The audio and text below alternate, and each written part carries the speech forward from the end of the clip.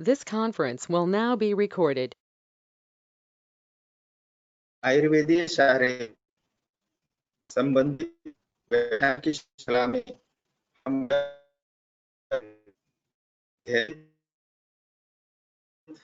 व्याख्यान की में गर्भ शारीर विषय का अध्ययन कर रहे हैं और उसमें हमने अभी तक 3 लेक्चर, हम गर्भ शारीर का चौथा लेक्चर या व्याख्यान उसको शुरुआत करने जा रहे हैं।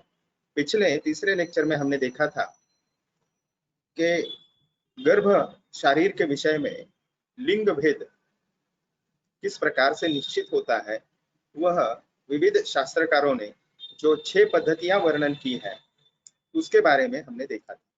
आज उसके आगे हम जाने की कोशिश करेंगे और प्रयास करेंगे कि ज्यादा से ज्यादा हम टॉपिक आज कवर कर सके तो सभी के लिए वो सुविधाजनक रहेगा। ठीक है, जो भी विद्यार्थी उनकी नेक्स्ट वीक से परीक्षा चालू हो रही है यूनिवर्सिटी के, उनके लिए मेरी शुभकामनाएं। तो आगे का हमारा टॉपिक है गर्भोत्पत्ति सामग्री, यानी गर्भ की उत्पत्ति के लिए महत्वपूर्ण 4 घटक हमें सुश्रुताचार्य बताते हैं। उसके संबंधित ध्रुवम चतुर्णाम सानिध्यात गर्भस्याद्विपूर्वकम ऋतुक्षेत्राम्बु बीजानाम सामग्र्यात् अंगो यथा। इस श्लोक में बहुत सारपूर्ण और सारगर्भित बात सुश्रुताचार्य जी कहते हैं कि वो बताते हैं कि गर्भ की उत्पत्ति के लिए, निर्मिति के लिए 4 घटक मूलतः सामग्री के रूप में आवश्यक होते हैं। उनका स्वास्थ्य बहुत आवश्यक हो जाता है और बहुत अच्छी उपमान प्रमाण से वो हमें समझाते हैं। वह बताते हैं कि ऋतु, क्षेत्र, अंबु और बीज। ऋतु यानी योग्य सीजन, ठीक है, योग्य ऋतु। ऋतु यानी सीजन जिसमें हवा, पानी, वायु इनकी व्यवस्था विशिष्ट ऋतु में विशिष्ट प्रकार की होती है। तो उस योग्य ऋतु में, योग्य क्षेत्र में, तो क्षेत्र शब्द यहाँ भूमि के लिए या जमीन के लिए आया है। अच्छी तरीके से जोती हुई भूमि है, योग्य ऋतु है, योग्य प्रकार का क्षेत्र यानी भूमि है। अंबु यानी जल की जो आवश्यकता है वह भी पर्याप्त है, अच्छे प्रकार के जल की। और बीज यानी सीड, वह भी अच्छा है। तो इन 4 घटकों के संयुक्त हो जाने पर सामग्र्यात् अंकुरो यथा, ये 4 घटक अगर इकट्ठा हो गए तो उससे अंकुर की उत्पत्ति होती है, यानी नवजीवन की निर्मिति उससे होती है। वैसे ही ये 4 घटक, ऋतु को हम यहाँ समझेंगे ऋतुकाल, क्षेत्र को समझेंगे गर्भाशय, अंबु यानी जो आहार रस या रस धातु जो पोषक है, गर्भ पोषण जो करता है, और बीज यानी स्त्री बीज और पुरुष बीज। ये अगर ठीक से इकट्ठा हो जाए, अच्छे क्वालिटीज उनके साथ है इन चारों घटकों की, तो उससे गर्भ की उत्पत्ति होती है, अच्छे गर्भ की उत्पत्ति होती है। नेक्स्ट प्रोजेनी जो है वो क्वालिटी वाली उत्पन्न होती है। तो इसमें से एक एक घटक का आज हम विचार विस्तार से करें। तो ऋतु, इसका मतलब आप फेवरेबल यानी योग्य ऋतु या सीजन जानना चाहिए। अब गर्भ शारीर के विषय में योग्य ऋतु यानी प्रॉपर कंसेप्शन पीरियड या proper age to have a conception. तो गर्भधारणा के लिए पर्याप्त आयु और योग्य पद्धति में या योग्य काल में आपने वो कंसेप्शन होना आवश्यक हो जाता है। So period favorable for conception is described as ritukal in Ayurveda. Okay, so ऋतु और ऋतुकाल के संदर्भ में हम कुछ बातें देखेंगे। तो डलनाचार्य बताते हैं ऋतु अंगनायाः रजस्समयाः, और सुश्रुताचार्य कहते हैं तीसरे अध्याय में शारीर स्थान के ऋतुस्तु 12 रात्रं भवति दृष्टार्थवाः अदृष्टार्थवाः अपि अस्ति एके भाषन्ते। तो इन दो श्लोकों का अध्ययन हम करें तो हमें यह ज्ञात होता है कि ऋतु क्या है, तो ये एक कालावधि है, पीरियड है, विशेषतः जिसमें रज यानी हम यहाँ पे स्त्री बीज या फीमेल गैमेट कहेंगे, वह बाहर आता है, ओवरी से बाहर आता है। ठीक है, तो the period Ritu is of 12 days। Next श्लोक में वो बताते हैं कि ये 12 दिन का कालावधि या अंतराल है। It is counted by considering first 16 days of menstrual cycle। अब देखिए 4 दिन जो है वहां पे रजस्राव होता है या मेंस्ट्रुअल फ्लो रहता है, और फिर उसमें से 12 बाद के गिनने हैं, 4 दिन छोड़ के, ऐसे वो 16 दिन का काल। ठीक है, तो आगे जो बताते हैं among them first 3 and 16 day must be excluded। जैसे मैंने बताया कि पहले 3 से 4 दिन जो है उस काल में कंसेप्शन या गर्भधारणा नहीं हो सकती, इसलिए उनको छोड़ देना है। अभी यहाँ पे जो दृष्टार्थव और अदृष्टार्थव शब्द है, इनसे हम क्या समझें, तो दृष्टार्थव सिग्निफाइज द मेंस्ट्रुएशन, यानी वो वही पुष्प की बात करते हैं जो हमने पिछले लेक्चर में मेरे ख्याल से दूसरे लेक्चर में हमने दृष्टार्थ या अंतःपुष्प और बहिःपुष्प ये परिभाषाएं देखी थी। तो उसमें ये दृष्टार्थव जो है वही पुष्प है जो मेंस्ट्रुअल ब्लड फ्लो रहता है, उसके सिग्निफाइज द मेंस्ट्रुएशन। ओके, और वहीं पे सुश्रुताचार्य ऐसे बताते हैं कि अदृष्टार्थव अपि अस्ति एके भाषन्ते। तो कुछ आचार्यों का मत सुश्रुताचार्य उद्धृत करते हैं, उनके अनुसार वो बताते हैं when the menses is not visible in women, okay, it is also present, thus it represents or it clarifies that the ritu can be correlated to the ovulatory period। तो कुछ आचार्य उसको अदृष्टार्थव यानी बहिःपुष्प दिखाई नहीं देता, लेकिन अंतःपुष्प वहां पे उत्पन्न होता है, और यही फेज जो है वह ओव्यूलेटरी पीरियड है, इसको हमने जानना चाहिए। ठीक है, तो उसी ऋतुकाल को या ऋतु का आगे समझते लेते हुए हम देखेंगे कि प्रॉपर एज ऑफ कंसेप्शन क्या है। देखिए, शरीर की जो परिपक्वता है वह बहुत ही आवश्यक है, और विशेषतः स्त्री शरीर में गर्भ जो है वो आश्रित होता है गर्भाशय में, परजीवी होता है, तो वो मैच्योरिटी जो है, कंसेप्शन एज जो है वह बहुत प्रॉपर आवश्यक है। आयुर्वेद में इसका क्या मार्गदर्शन है उसको हम देखते हुए आगे जाए। The second meaning of ritu is right age to have conception. एक तो हो गया वह ओव्यूलेशन पीरियड, एक मतलब हमने देख लिया, और दूसरा है कि प्रॉपर कंसेप्शन एज। तो Sushruta has explained the proper time to have conception as garbhadhan kaal for both male and female.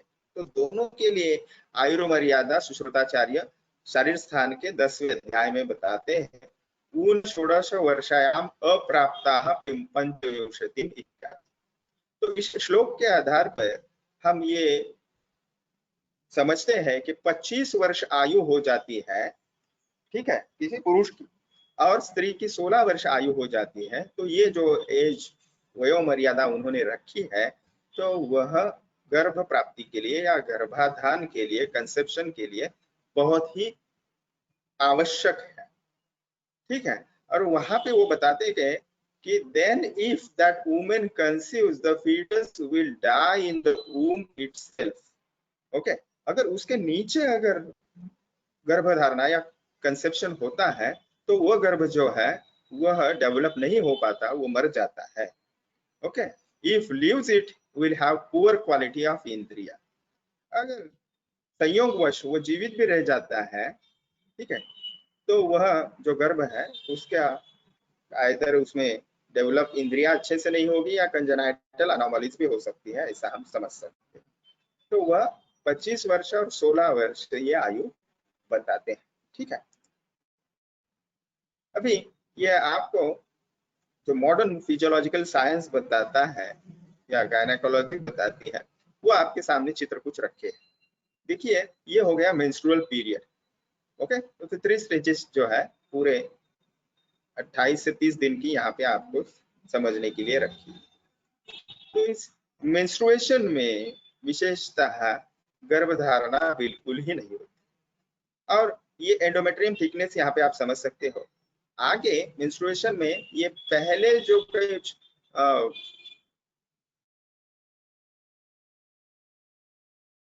गर्भशैया कहा है, तो वो तैयार हुई गर्भशैया होती है आयुर्वेद में। इसको गर्भ के पोषण के लिए हर एक महीने में प्राकृत नैसर्गिक पद्धति से वो होता रहता है हर एक साइकिल में।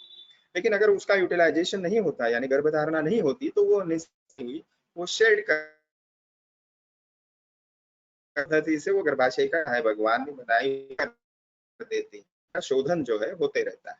तो और इस पर फेज है, ठीक है। ये 3 से 4 दिन आगे फिर नवीन गर्भधारणा के लिए दूसरे नेक्स्ट उसमें ये प्रोलिफरेटिव स्टेज चालू हो जाती है, यानी गर्भशैया वापिस एंडोमेट्रियम जो है वो तैयार होने लगता है, ठीक है। और फिर वो सीक्रेट तरीके से डेवलप। ओके, तो ये जो स्थिति है इसको अगर हम समझे तो देखिए यहाँ पे फॉलिकल ग्रो होते होते ओव्यूलेशन होता है, और फिर वो ओव्यूलेशन जो है यानी वो फॉलिकल से एक जो है ओम जिसे कहते हैं हम, वो बाहर निकलता है। तो ये पूरे लगभग 14वें दिन के आसपास ये ओव्यूलेटरी पीरियड जो है वो रहता है, जिसे हम ऋतुकाल या ऋतु कहेंगे, ठीक है। तो ये जो ओव्यूलेशन फेज है, इसको भी फॉलिकुलर फेज और ल्यूटियल फेज भी ओवरी के बारे में कहा जाता है, ठीक है। इसको हम ज्यादा प्रकाश नहीं डालेंगे, आयुर्वेदीय शरीर को हम ज्यादा समझेंगे। आगे जाते हैं।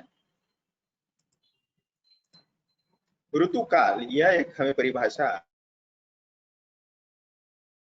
वो मिलती है, तो योग्य ऋतु होना आवश्यक हो जाता है ओव्यूलेटरी पीरियड, और दूसरा अर्थ देखा पर्याप्त उसकी मैच्योरिटी ऑफ द एज होनी चाहिए हस्बैंड एंड वाइफ की। तो it is considered as a proliferative और पेरी ओव्यूलेटरी पीरियड। तो ओव्यूलेशन के आसपास को मिला के प्रोलिफरेटिव फेज जो है उसको ऋतुकाल समझना चाहिए। By the end mature follicle will develop and rupture, excrete the oocyte with some granulosa cells into oviduct. The oocyte is now component to undergo further fertilization.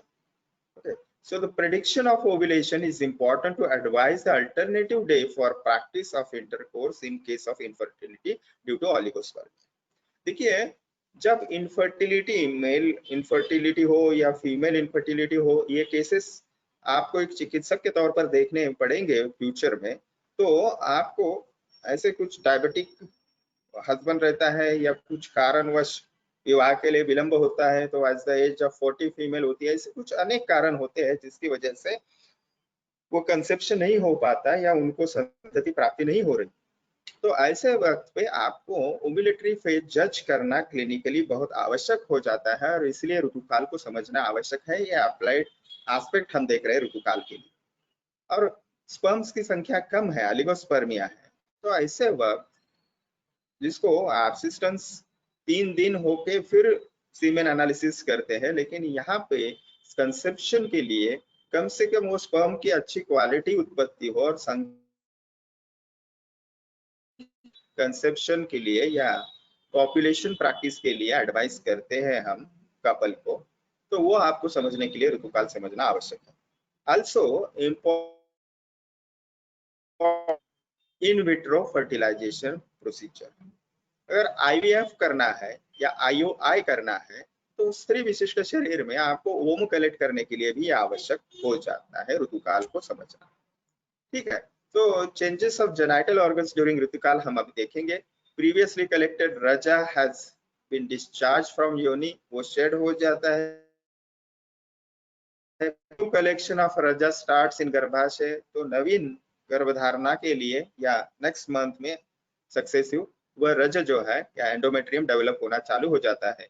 The female genital organs are in good healthy condition, then the life period of the sperm and ovum are very short for fertilization, and to get a perfect zygote timely intercourse is very important and much essential, and गर्भाधान in ऋतुकाल ensures it. इसलिए ऋतुकाल को हमने समझना आवश्यक हो जाता है, clinical importance में वही देखेंगे। इट इज कंसिडर्ड एज प्लॉरिफरेटिव और पेरिओवुलेटरी पीरियड, जो हमने अभी समझा है।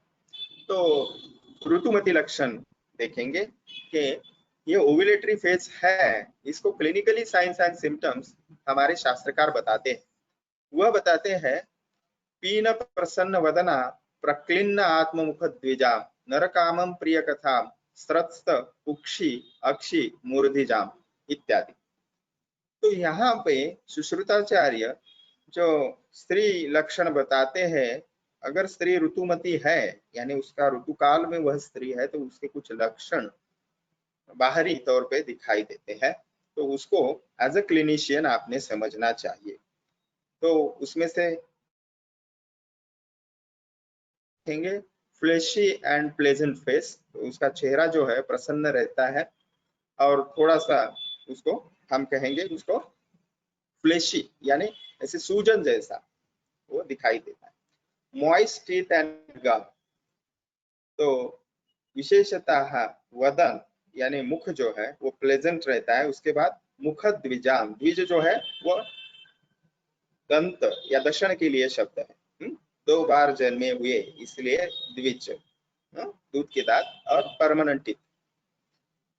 तो ये जो मुख द्विजाम है वह बहुत अच्छे दिखाई देते हैं। तो उसके बाद में desirous of males and fond of enchanting stories, तो नरक कामम यानी उस स्त्री को मिलन की इच्छा होती है, प्रिय कथाम उसको बहुत अच्छी अच्छी कथाएं सुनने का मन करता है, स्रस्त कुक्षी अक्षी मूर्धिजाम यानी feeling of dropping down, Kukshi that is the abdomen, eyes और हेयर्स, मूर्धिजाम यानी सर लेना चाहिए, या सर पे के सर में जो उगने हुए बाल है उनको भी हम ले सकते हैं। तो ऐसे समझते हैं कि एब्डोमेन से यानी लोअर एब्डोमेन हमने समझना चाहिए कुक्षी से, तो वहां पे या आंखों में और केस जो है वो कैसे रहते हैं वहां पे, स्रस्त यानी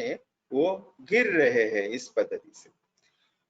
नेक्स्ट सिम्टम है feels throbbing in bhuj that is the shoulder, कुछ breast, shroni that is waist region pelvic region, nabhi umbilicus, uru that is the thigh region, then jagana that is again pelvis, and speak is the nitamba or buttock।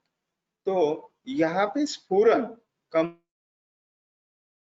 होता है, again grey जैसा उस स्त्री को महसूस, interested in seeking happiness, तो हर्ष उत्सुक्य पराम, पराम यानी श्रेष्ठ, ओके।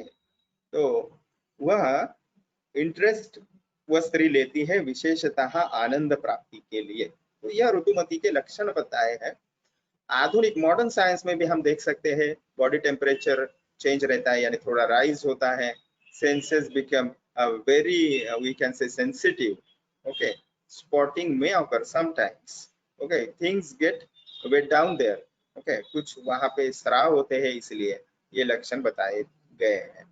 तो इस पद्धति से sensitive breast, bloating in the abdomen, okay, तो libido changes, then she feels to know to have intercourse with partner, then these all are the some nausea, headache symptoms are also there. So modern science has also described those signs and symptoms, so we can compare those, okay। तो ये स्त्री विशिष्ट लक्षण जो है वो subjective है, उसको हम कंसल्टिंग में आपके पास जो as a family doctor patient आते हैं तो उनके साथ बातचीत करते हुए आप एज अ चिकित्सक जो है फिजिशियन, आप उसको जान सकते हो, उनको कुछ एडवाइस आप उस पद्धति से दे सकते हैं। दूसरा घटक है ऋतु के बाद क्षेत्र, तो क्षेत्रम गर्भाशयाः, तो डल्लानाचार्य स्पष्ट करते हैं क्षेत्र शब्द से गर्भाशय अर्थ लेना है, ओके। और क्षेत्र का ये भी अर्थ होता है वह भूमि जहां पे बीज लगाना है या बोना है, ओके।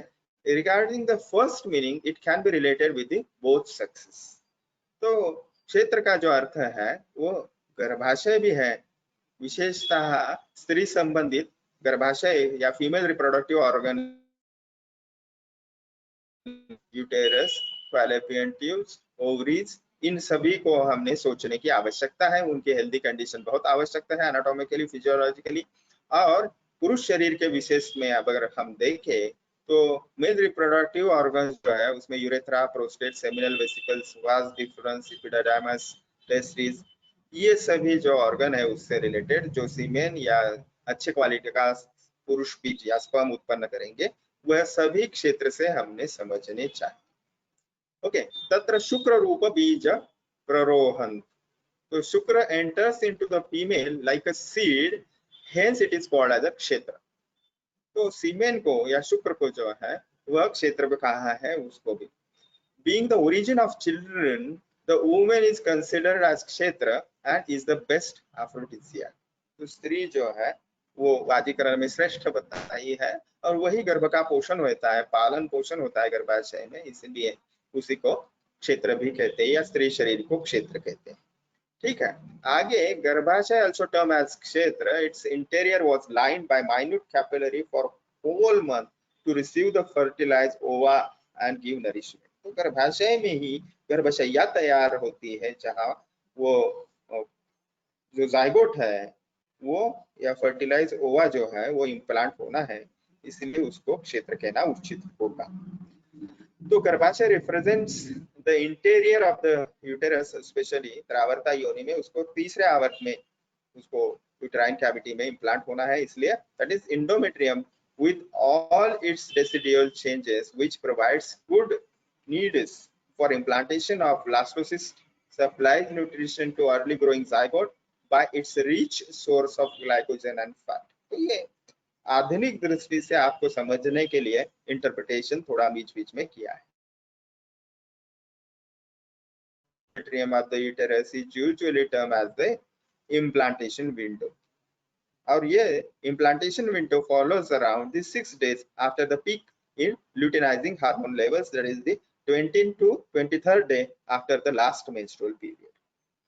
तो ये सभी आधुनिक दृष्टि से हमने बातें देखी। तो गर्भाशय को इस दृष्टि से उसका क्लिनिकल इंपॉर्टेंस है कि वहाँ इंडोमेट्रियम में जो भी घटक रहेंगे वो नरिशमेंट करेंगे अर्ली स्टेज का उस गर्भ का।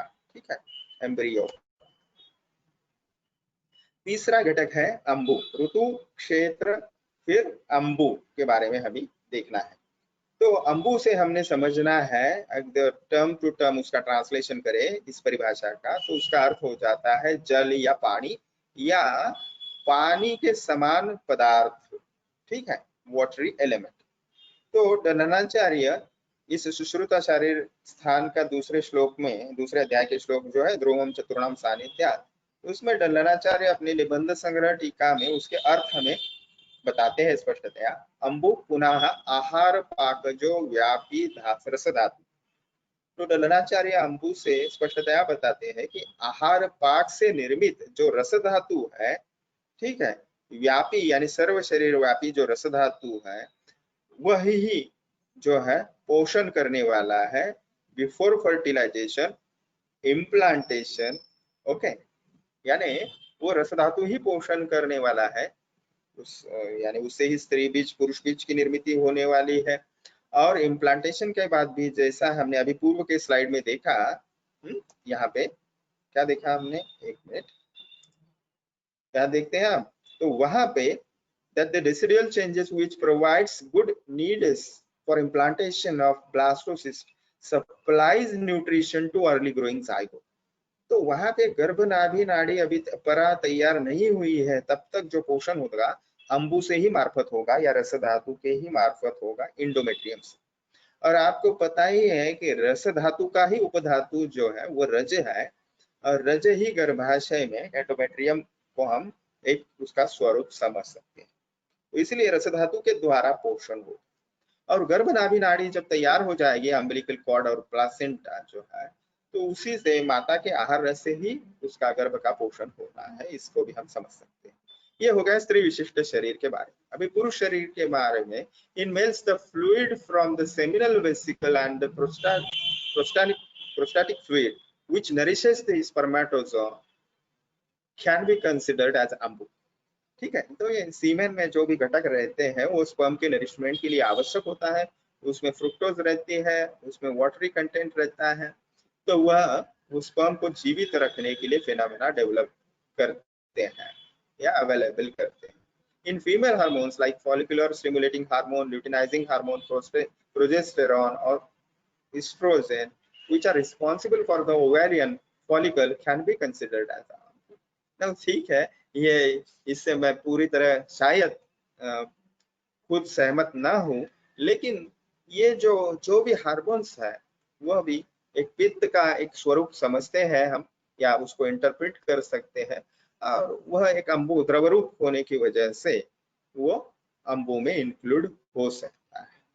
तो ये क्षेत्र का उदाहरण दिया है, तो वाटरिंग अगर ठीक से होगा, ऋतु ठीक है, क्षेत्र ठीक है, अम्बु ठीक है, हा? तो अम्बु यानी नरिशमेंट जो फ्लूइड का होगा, तो ही वो प्लांट जो है अच्छे से बढ़ सकेगा. और ये हमने गर्भाशय में यहाँ पे जो डेवलप बेबी है, बेबी नहीं करेंगे, फीटस है, उसके इर्द गिर्द अम्बिलिकल एमनियोटिक सैक में जो अम्नियोटिक फ्लूइड रहता है, वह भी एक अम्बु का हम स्वरूप समझ सकते हैं.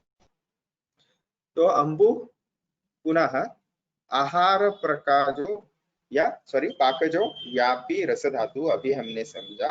अम्बु इज द रस धातु that is derived from the as end product of food digestion with reference to implanted ovum and zygote. ठीक है. तो growth of the fetus is the result of ahar rasa of mother because of rasava srotas of mother are connected to nadi of garba through which potent nutrients are circulated to the fetus. तो अभी हमने देखा कि माता के ही रस धातु से गर्भ का पोषण होना है, और गर्भ नाभि नाड़ी द्वारा वह उस गर्भ तक जाता है. क्लिनिकल इंपॉर्टेंस क्या है? The blood intercellular fluid of endometrium and the secretions of endometrial glands with required nutrients without any abnormality is helpful for the growing fetus. तो गर्भ के पोषण के लिए ये बहुत आवश्यक हो जाता है. Okay, so the embryo spends approximately 72 hours in the uterine cavity before implanting. So in that time, it cannot receive nourishment directly from the blood of the mother and must rely on secreted nutrients into the uterine cavity. तो ये आधुनिक दृष्टया स्पष्टीकरण हम देख रहे हैं. तो iron and fat soluble vitamins are there in the uterine cavity, and by which that embryo is nourished. Okay, so endometrium secretes several steroid dependent proteins also important for the growth and implantation. Cholesterol and steroid are also secreted there for the nourishment of the embryo. So these are the interpretation.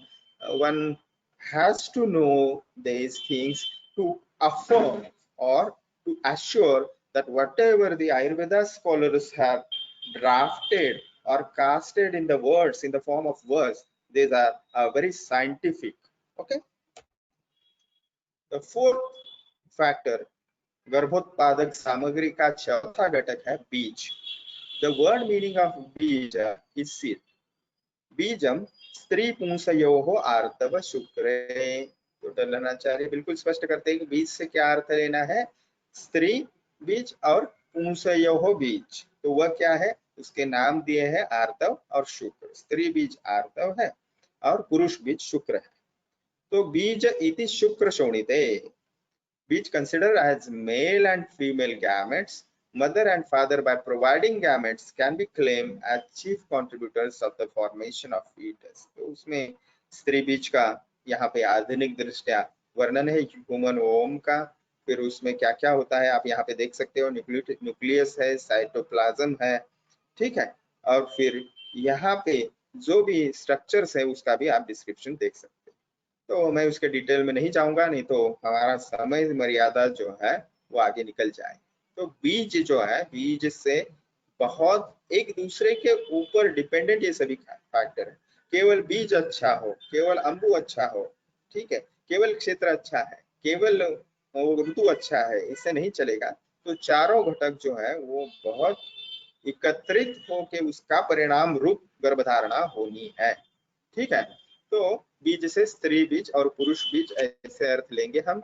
यहाँ पे फिर वो detail ovum का वर्णन है. Nucleolus उसमें रहता है, सेल मेम्ब्रेन रहते हैं, कवरिंग्स दो प्रकार के इनर और आउटर रहते हैं. फर्टाइल लाइफ जो है ओवम का वो 12 से 24 घंटे का रहता है. और टाइम ऑफ ओव्यूलेशन जो है तो वह 14वां दिन, ये एवरेज है देखिए। तो किसी किसी में प्रकृति के अनुसार लेट ओव्यूलेशन भी होता है या पित्त प्रकृति में वह जल्दी भी हो सकता है। तो एवरेज उसका पीरियड जो है वो 14 दिन है after initiation of menstrual phase. ठीक है, तो ये पहला दिन मेंस्ट्रुएशन का पकड़ के 14वां दिन, ठीक है, यानी 10वें दिन से ओव्यूलेशन मेंस्ट्रुएशन खत्म होने के बाद वह हो सकता है, या हम एवरेज जान सकते हैं। ठीक है, तो ऐसे वक्त इनफर्टिलिटी कपल्स जब आते हैं तो मैंने भी हमारे हॉस्पिटल्स में ये बहुत बार देखा है और रुग्णों को वैसे इनफर्टिलिटी कपल्स को एडवाइस भी किया है। अगर आप वो प्रेशियस अगर कंसेप्शन होता है तो उसको आप पहले जो 10 दिन है वो बिल्कुल कंसेप्शन के लिए इकट्ठा आने का आप उसको सलाह ना दें, क्योंकि पहले से ही अगर पुरुष बीजों की संख्या कम है या स्त्री विशिष्ट शरीर जो है किसी कारणवश दुर्बल है, तो ऐसे स्थिति में केवल और केवल ओव्यूलेटरी फेज में अल्टरनेटिव दे उनको कंसेप्शन करने के लिए इकट्ठा आना चाहिए। ठीक है, आगे जाते हैं। तो पुरुष बीज के भी इसी प्रकार से रचनात्मक डिटेल्स यहाँ पे दिए हैं। तो हमने शुक्र के डिटेल्स पहले देख चुके हैं पहले ही व्याख्यान में। तो वहां पे आर्तव और यानी स्त्री बीज और शुक्र यानी पुरुष बीज, वहां पे आप फिर एक बार रिकैप उसका देख सकते हो गर्भ शारीर के पहले व्याख्यान में। ठीक है, तो ये आधुनिक दृष्टा फिर उसकी रचना और क्रिया यहाँ पे वर्णन की है कि स्पर्म को 2 हिस्से होते हैं स्पर्म के, तो हेड और टेल पार्ट। हेड में जो है वह विशेषता न्यूक्लियस और एक्रोसोमल कैप रहती है, और टेल के फिर 4 भाग होते हैं, और वो 4 भाग फिर neck, middle piece, principal piece and the end piece, इस पद्धति से। और उनकी जो लाइफ है स्पर्म की वो 48 से 72 आवर्स है। अभी देखिए किसी किसी स्त्री विशिष्ट शरीर में वहां पे इंसेमिनेशन होने के बाद, ठीक है, वह स्पर्म जो है उनकी लाइफ वहां का अधिक पित्त की उष्णता एवं एसिडिक मीडियम की वजह से लाइव नहीं रह पाते। इसलिए आप अगर सुश्रुताचार्य की सुश्रुत संहिता के शारीर स्थान के ऊपर डॉक्टर घानेकर सर जी की टीका है, उसमें अगर इस श्लोक के ऊपर की आप व्याख्या देखेंगे तो बहुत विस्तार से है, और वहां पे वह एसिडिक मीडियम कम करने के लिए कुछ प्रयोग बताते हैं। उनको भी आपको जब भी समय मिले एग्जाम के बाद तो उसको जरूर पढ़िएगा, आपको बहुत अच्छा ज्ञान प्राप्त होगा व्यावहारिक। तो इसके आगे हमने देखना है मासानुमासिक गर्भवृद्धि। तो मासानुमासिक गर्भवृद्धि के विशेषतः इसको हम human embryonic and fetal development कहें, क्योंकि केवल एम्ब्रियोलॉजी कहेंगे तो प्रॉब्लम आएगा, क्योंकि एम्ब्रियो से फिर फीटस तैयार होता है आगे। तो यहाँ पे आप देख सकते हैं फर्टिलाइज एक है, फिर 2 सेल स्टेज है, 4 सेल स्टेज, फिर 8 पेशियां, फिर 16 पेशियां, फिर ब्लास्टोसिस्ट, और चौथा जो होता है यानी 1 माह खत्म होते होते उसका जो स्वरूप है वह फीटस तक आ जाता है। ठीक है, फिर ये 10 वीक्स का फीटस है, फिर 16 वीक्स का और 20 वीक्स का। और यहाँ पे विशेषतः जो है वो आभुग्नो अभिमुखश्चेते, ये जो क्रिया है ये 9वें महीने में 8वें महीने के बाद ही एक्चुअली चालू हो जाती है, और हेड जो है वो नीचे की ओर आ जाता है। आगे जाते हैं। तो इसको थोड़ा बीच बीच में इसलिए लिया है कि आपको अगर ये डेवलपमेंट आया और उसका आधुनिक दृष्टि कुछ स्पष्टीकरण आपको पूछा गया तो वो भी आपको आना चाहिए, इसलिए। तो ये यहाँ से उसका प्रवास चालू होता है ओवरी से, जो है वो ओवुलेशन होने के बाद ये ओवम का बड़ा पिक्चर दिखाया है, इसमें न्यूक्लियस है, और फिर ये प्रवास करता है फिम्ब्रिया जो होती है फैलोपियन टिप्स की, उसको कैच करती है और वहां से वह आगे बढ़ता है। तो ये लैटरल 1/3 पार्ट है, उसमें एक स्पर्म जो है वो सक्सेसफुली यूनाइट होता है, और फिर स्पर्म सेल का न्यूक्लियस और एग सेल का न्यूक्लियस इकट्ठा आते हैं, और फिर उससे जाइगोट तैयार होता है। और फैलोपियन ट्यूब में ही यूटेराइन कैविटी आने से पहले उसकी 2 सेल स्टेज आती है, फिर 4 सेल स्टेज, फिर 8 सेल स्टेज, और इन तीनों को मिला के ही एक क्लीवेज कहते हैं। ठीक है, वह यूटेराइन कैविटी में जब प्रवेश करता है तो उसकी स्थिति जो आती है उसको आधुनिक शास्त्र में मोरुला कहते हैं, फिर ब्लास्टोसिस्ट, और वह ब्लास्टोसिस्ट इस फेज में या इस स्टेज में वह इम्प्लांट होता है यूटेराइन वॉल में, इंडोमेट्रियम। ठीक है, तो यही दूसरा एक और आसान चित्र समझने के लिए दिया है, तो ये थोड़ा रिपीटेशन हो जाएगा इसलिए इसको स्किप करते हैं, आगे जाते हैं। तो फर्स्ट ट्राइमेस्टर, सेकंड ट्राइमेस्टर और थर्ड ट्राइमेस्टर ऐसे प्रसूति तंत्र विषय में इसको बताते हैं या इसको ऐसे अध्ययन करते हैं। तो फर्स्ट ट्राइमेस्टर कहाँ तक है तो उसको जाने आप, और उसको ये 9 महीने को तीन महीने में बांटा गया है। तो फर्स्ट ट्राइमेस्टर यानी पहले 3 मंथ, 4 से 6 जो है सेकंड ट्राइमेस्टर है, और फिर 7 से 9 तक थर्ड ट्राइमेस्टर है। ठीक है, इसको आपको तीसरे वर्ष में स्त्री रोग प्रसूति विज्ञान विषय में अच्छे से अभ्यास आगे जाके करना है। लेकिन ये अगर हम आज गर्भपोषण या गर्भ शारीर क्यों अच्छी तरीके से हम उसको देखना आवश्यक है, क्योंकि आगे जाके हमें ये अध्ययन समझने वाला है या करना है, उसको हम अगर अच्छे से अडॉप्ट कर सके तो आज ही उसका लाभ जरूर होगा उस वक्त आपको स्टडी करते हो।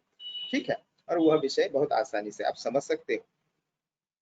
तो मासानुमासिक गर्भवृद्धि एक आयुर्वेद का एक वैशिष्ट्यपूर्ण हम अंग कह सकते हैं। So this topic explains regarding how the garbha grows gradually in the womb. जो मॉडर्न साइंस है वह वीक्स की भाषा में बोलता है, first week, second week, third week. और आयुर्वेद ने जो मासा गर्भवृद्धि यानी development of embryo and fetus, इसका जो डिस्क्रिप्शन किया है आयुर्वेदिक ग्रंथों में, तो वह मासानुमास के और यानी एक मास के पश्चात दूसरा मास, इस पद्धति से वर्णन किया है, यानी मंथली ग्रोथ का वर्णन उन्होंने किया। तो पहले महीने में क्या होता है तो सुश्रुताचार्य बताते हैं, तत्र प्रथमे मासी कललम जायते। तो that is in the first month that embryo appears like a colour. अब कलल क्या है तो यह एक सेमी सॉलिड मास है, और उसको दलनाचार्य बताते हैं वो कैसे रहता है, नेजल डिस्चार्ज के भांति या मेकस के भांति, यानी वो स्लाइमी रहेगा, सेमी सॉलिड रहेगा। तो स सर्वगुणवान गर्भत्वम आपन्नाः प्रथमे मासी सम्मूर्छिताः सर्वधातु कलुषीकृताः खेटभूतो। ये खेटभूतो जो शब्द है वह उसका स्वरूप वर्णन करने वाला है। भवति अव्यक्त विग्रह, उसका कोई विग्रह यानी मूर्त रूप नहीं होता, ये हाथ है, ये पैर है, अव्यक्त उसका स्वरूप होता है। सत्सुत भूतांग अवयवाः। सो चरकाचार्य इसको बताते हैं कि पहले माह में क्या होता है कि स सर्वगुणवान गर्भत्वम आपन्नाः।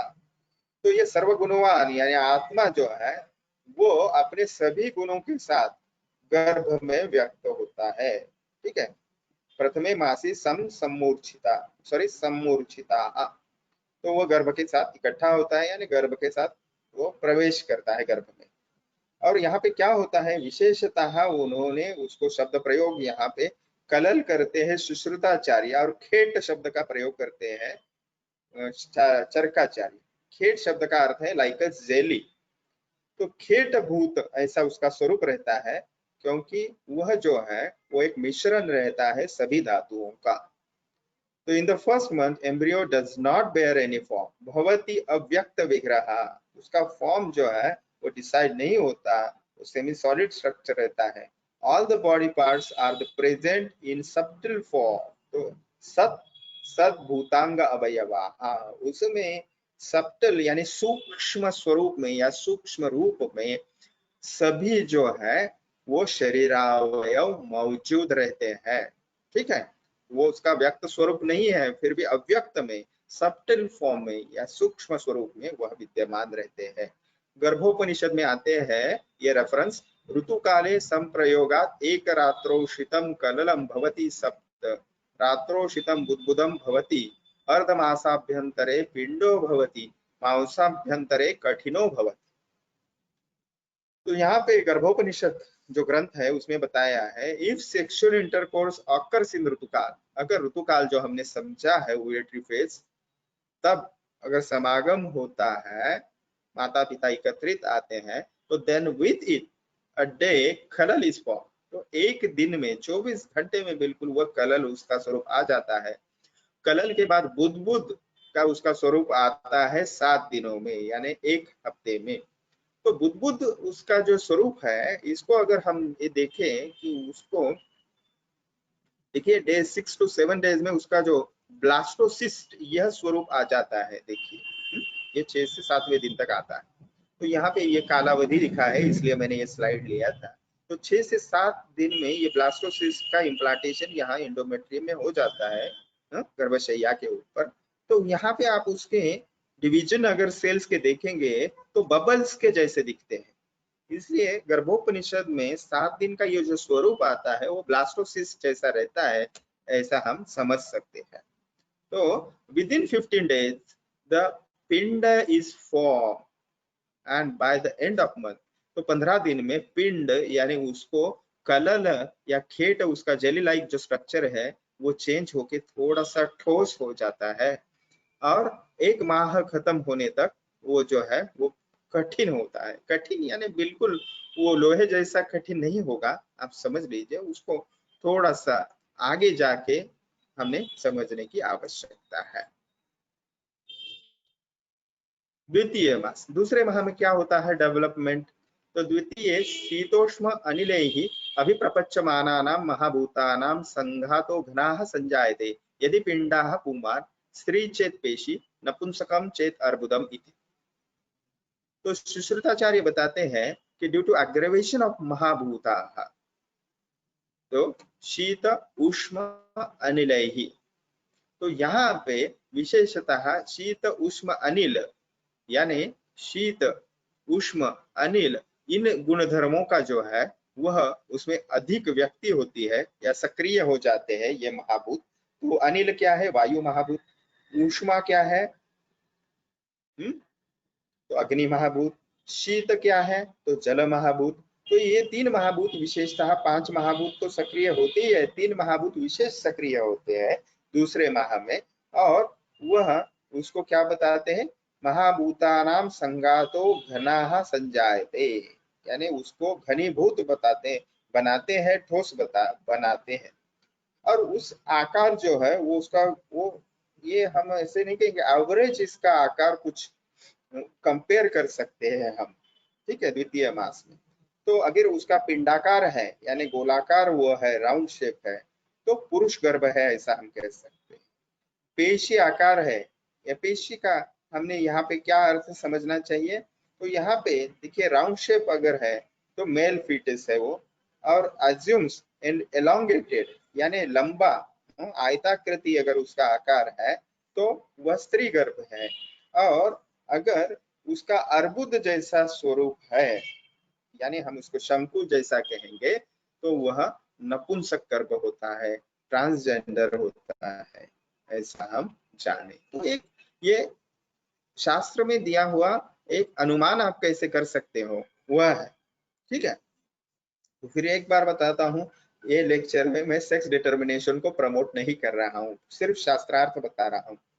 द्वितीय मासी घनाः संपद्यते पिंडाः पेशी अर्बुदम वा तत्र घनाः पुरुषाः पेशी स्त्री अर्बुदम नपुंसकम। तो चरकाचार्य फिर घनत्व आपद्यते यानी घनत्व उसको प्राप्त होता है, और फिर वही जो है वो घन अगर है, ठोस है, तो पुरुष गर्भ है, ठीक है।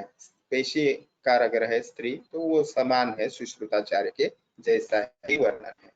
तृतीय मास यानी तीसरे माह में क्या डेवलपमेंट होता है, विकास किस पद्धति से होता है गर्भ का, तो तृतीय हस्तपाद शिरसाम पंचपिंडकाम निर्वर्तन्ते अंग प्रत्यंग विभागाश्च सूक्ष्मो भवति। तो थर्ड मंथ में क्या होता है, विशेषतः 5 जो है वो पंचपिंडक दिखाई देते हैं। तो हस्त, पाद और शिर, 2 हाथ, 2 पैर और सर, यानी मुख्य जो बीच वाला हिस्सा रहेगा, धड़ रहेगा, उसको 5 मुकुल या कली जैसे 5 पिंड दिखाई देते हैं। In the garbha which represents hasta, pada, sir, okay, upper limb, lower limb and head. So यहाँ पे अंग प्रत्यंग विभागश्च सूक्ष्मो भवति. तो the differentiation of the major and minor body part manifest minutely. यहाँ पे उसके जो व्यक्त रूप है वो दिखाई देते हैं, गोलाकार हो या पेशियाकार हो, उसको यह और थोड़ा व्यक्त स्वरूप तीसरे माह में आने लगता है. ठीक है. तृतीय मासी सर्वेन्द्रियाणि सर्वांग अवयवाः च योगपत्तेन अभिनिवृत्ते. तो योगपत्तेन, यह शब्द प्रयोग जो चरकाचार्य करते हैं वह साइमल्टेनियस इस अर्थ से करते हैं. तो सर्व इंद्रिय सर्व अंग अवयव जो है वह एक ही समय उसका विकास होने लगता है साइमल्टेनियसली. ठीक है. तो इंद्रियां यानी सूक्ष्म इंद्रियां, यहाँ पे केवल सेंस ऑर्गन्स नहीं, तो मोटर ऑर्गन्स को भी लेना चाहिए. चौथे मास में क्या डेवलपमेंट होता है? चतुर्थे सर्वांग प्रत्यंग विभागाः प्रयोग प्रव्यक्तो भवति गर्भ हृदय भावात् चेतना धातु अभिव्यक्तो भवति. तो चौथे महीने में all the major and minor body parts becomes clearly manifested. और विशेषतः यहाँ पे गर्भ हृदय की व्यक्ति होती है. एज द गर्भ हृदय is form by this time the हृदय इज बीइंग सीट ऑफ आत्मा. और वह गर्भ हृदय जो है वह उत्पत्ति या उसके डेवलपमेंट अच्छे व्यक्ति भाव आते इसे कहा है. अव्यक्त रूप में तो गर्भ हृदय रहता ही है बीज स्वरूप में, लेकिन वह व्यक्त होता है चौथे महीने में. और चेतना धातु अभिव्यक्तो भवति. तो चेतना धातु का जो सजीव जीव जो कार्य है वह व्यक्त होता है गर्भ के माध्यम से, यानी गर्भ स्पंदन, हार्ट बीट्स आपको सुनाई देते हैं, इसलिए चेतना धातु अभिव्यक्तो भवति. तो चेतना धातु जो है हृदय के माध्यम से, वह हार्टबीट्स के माध्यम से व्यक्त होगा. Thus in the fourth month the garba expresses desires in the object of sense organs. तो चौथे महीने में जो है वह अपनी जो इच्छाएं है गर्भ जो है तो विविध अपने ज्ञानेन्द्रिय द्वारा प्रकट करने की कोशिश करता है. The pregnant woman is called दवरुधिनी. इसीलिए वो जो गर्भ अपनी इच्छाएं माता के द्वारा प्रकट करता है, उसको क्या चाहिए पोषण के लिए, क्या नहीं चाहिए, और अम्लता चाहिए या मधुरता चाहिए, वह अपने माता के माध्यम से व्यक्त करता है. और फिर उस गर्भिणी को दवरुधिनी कहा जाता है. दवरुधिनी, यह प्रश्न आता है आपको एसक्यू के लिए, तो इसका क्या अर्थ हो जाता है? दो हृदय वाली, यानी एक उस माता का स्वयं का हृदय गर्भिणी का, और वह बालक का भी या गर्भ का भी हृदय, दो हृदय वाली. ओके. तो in this period the desires of the garbha are expressed as longings, but not fulfilling these desires there will be development of few congenital abnormalities such as kubj, khuni, खंज, जड़, वामन, विकृत. इस प्रकार से Vikritaksha, then अनाक्ष without eyes. Hence every desire of the woman should be fulfilled. देखिए, proper nourishment के लिए गर्भ को जो भी आवश्यकताएं होगी वह इच्छा के द्वारा प्रकट होती है. और इसको हम अन्यथा ना ले या सुपरस्टिशियसनेस ना ले कि अगर उस गर्भिणी की इच्छाएं हम परिपूर्ति ना करें तो कुछ विकृतियां आ जाती है, तो इसमें कुछ अंधश्रद्धा है. ऐसी बात नहीं. गर्भ अपनी इच्छाएं जो आवश्यकताएं हैं वह विकास के लिए माता के द्वारा वह प्रकट करता है. तो इसीलिए वह घटक द्रव्य जो है वह देने चाहिए, या वो एटमॉस्फेयर जो है वो गर्भिणी को देना चाहिए, जो भी उसकी इच्छाएं हैं, और वो अगर कर सकती है तो उसका मन भी प्रसन्न रहेगा और उसकी वजह से गर्भ का पोषण भी अच्छे से रहेगा. तो इसके लिए साइकोसोमैटिक दोनों पद्धति से इसको आप विचार करें. और अगर उसको हम उसकी आपूर्ति इच्छाओं की नहीं करते परिपूर्ति, तो उसमें कंजेनाइटल एनोमलीज हो सकती है. और उसके कुछ उदाहरण भी यहाँ पे दिए हैं. चरकाचार्य कहते हैं चतुर्थे मासी स्थिरत्वम आपद्यते गर्भाः तस्मात् तदा गर्भिणी गुरुगात्वत्वम अधिकम आपद्यते विशेष. चरकाचार्य कहते हैं चौथे मास में गर्भ को विशेषतः स्थिरता प्राप्त होती है, और उसके जो अवयव है वो अच्छे से डेवलप होने की वजह से स्त्री को शरीर में गुरुत्व प्रतीत होता है, क्योंकि गर्भ का विकास अच्छे से होने लगता है, उसको घनत्व अच्छे तरीके से आता है, पृथ्वी महाभूत का कार्य और अच्छे तरीके से उसमें होने लगता है. पंचम मास, पांचवें मास में क्या होता है? पंचमे मनाह प्रतिबुद्धतरम भवति। सुश्रुताचार्य कहते हैं पांचवें महीने में माइंड जो है इट गेट्स क्लियरली मैनिफेस्टेड। देखिए मन जो है वो सूक्ष्म इंद्रिया है, ठीक है, वह सूक्ष्म इंद्रिया आत्मा के साथ ही प्रवेशित होता है। हमने हमारे पहले लेक्चर में देखा है कि अष्ट प्रकृति और षोडश विकृति के साथ आत्मा जो है समूर्छित होता है शुक्र शोणित के संयोग के बाद, और इसलिए मन भी जो है वह वहां पे होता ही है लेकिन अव्यक्त भाव में होता है।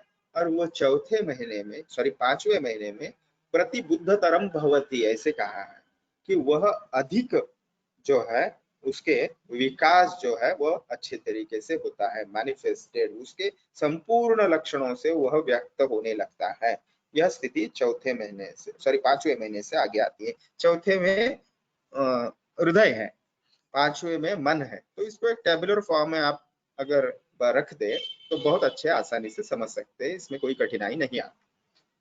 चरकाचार्य कहते हैं पंचमे मासी गर्भस्य मांस शोणित उपचयो भवति अधिकम अन्यभ्यो मासेभ्याः तस्मात् तथा गर्भिणी कार्शम आपद्यते विशेष। तो चरकाचार्य क्लिनिशियन है, फिजिशियन है, वो बताते हैं कि पांचवें महीने में विशेषतः मांस और शोणित यानी मांस धातु और रक्त धातु ये जो है वो अधिक आवश्यक होते हैं, क्योंकि वो गर्भ का पोषण होता है उस महीने में ज्यादा से ज्यादा।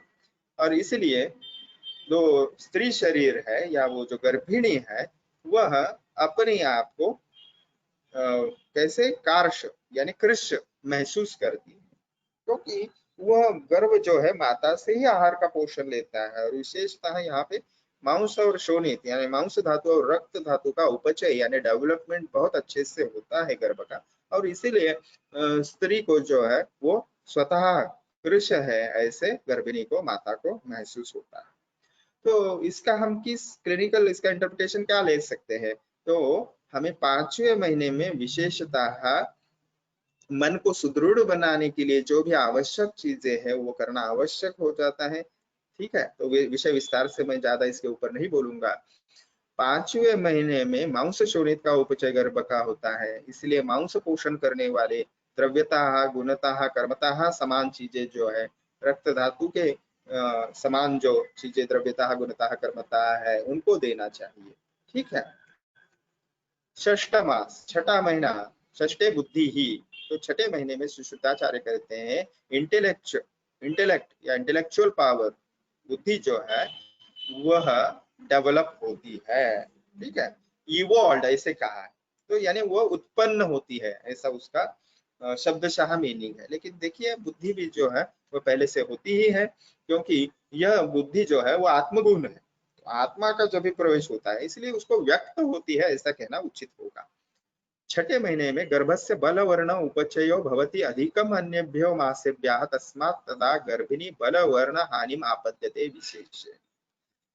तो छठे महीने में चरकाचार्य कहते हैं बलवर्ण इनका उपचय होता है अन्य माह के या मासों के या महीनों के तुलने में, इसलिए इस महीने में जो गर्भिणी का बलवर्ण जो है वो कम होते दिखाई देता है। That is the clinical sign, okay.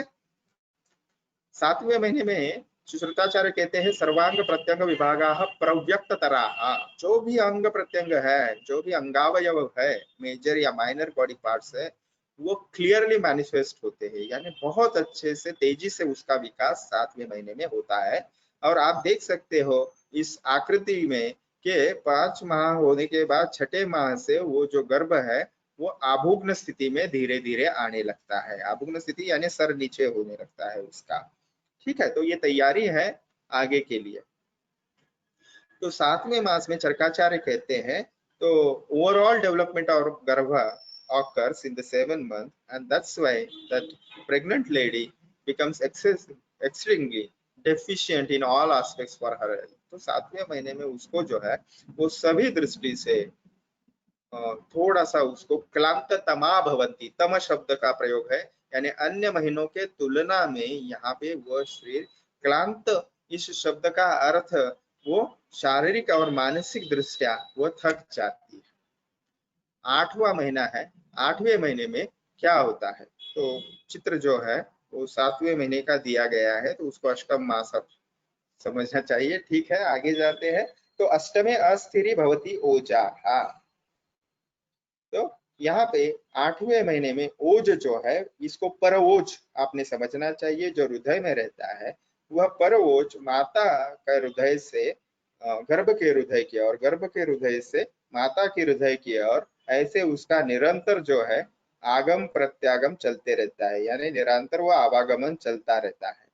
और इसलिए अगर गर्भ के पास वह ओज है गर्भ के हृदय में, तो गर्भ ज्यादा प्रसन्न रहता है, और माता जो है वो क्लांत या थकी हुई जैसी अप्रसन्न दिखाई देती है। और माता की हृदय की ओर वो अगर है, तो वह परओज जो है माता में प्रसन्नता और उत्साह लाता है। और इसलिए इस महीने में विशेषतः जो 8वें महीने में ये पर्याप्त समय नहीं है प्रसूति के लिए, इसलिए ज्यादा कर आपने उसका क्या बोले सावधानी बरतना गर्भिणी की आवश्यकता है, और उसको परेशानी ना हो, कठिनाई हो ना हो, इसलिए उसको अच्छे से आपने उसको उसका ख्याल रखना जरूरी है। तो बलिम मांस ओदन अस्मै ही आपये, यानी thus one should offer rice cooked along with meat to the नैरत्र ग्रह। तो ये उस वक्त की मणि यानी दैव व्यपाश्रय चिकित्सा हम कहेंगे। मणि मंगल बलि होम हवन इत्यादि, इस पद्धति से मणि धारण इत्यादि में ये चिकित्सा आता है।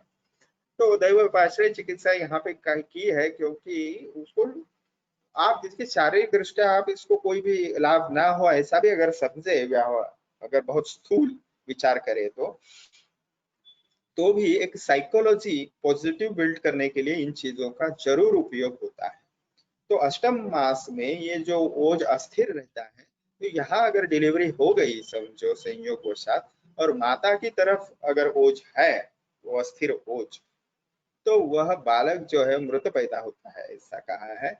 और अगर बालक की तरफ ओझ है, तो माता की मृत्यु निश्चित होती है, और बालक जो है वो जीवित रहता है।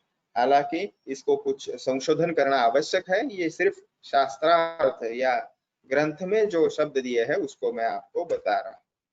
तो यही जो अभी मैंने अभी कहा, वही बातें यहाँ पे चरकाचार्य स्पष्ट करते हैं। तो अष्टमे मासी गर्भस्य मातृतो गर्भतः च माता रसहारिणीभिः संवाहिनीभिः मुहुः ओजाः परस्परम आददते गर्भस्य असंपूर्णत्वात्। ठीक है, तो गर्भिणी की ओर और उस फीटस की ओर, गर्भ की ओर वो शिफ्ट होते रहता है।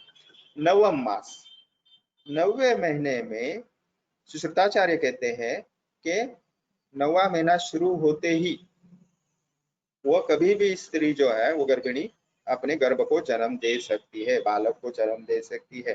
Birth may take place in any of the 9th, 10th, 11th और 12th मंथ। सुश्रुताचार्य का कहना है pregnancy beyond 12 month is abnormal. और चरकाचार्य कहते हैं तस्मिन एक दिवस अतिक्रांतो अपि नवमं मासम उपादाय। तो the time duration starting from the first day of the 9th month till the end of 10th month is considered as period of parturition। प्रसूति के लिए पर्याप्त यह समय है। ठीक है, तो 9वें महीने से शुरुआत तक 10वें महीने तक ये बताते हैं। सुश्रुताचार्य उसको लंबा खींचते हैं 12 महीने तक।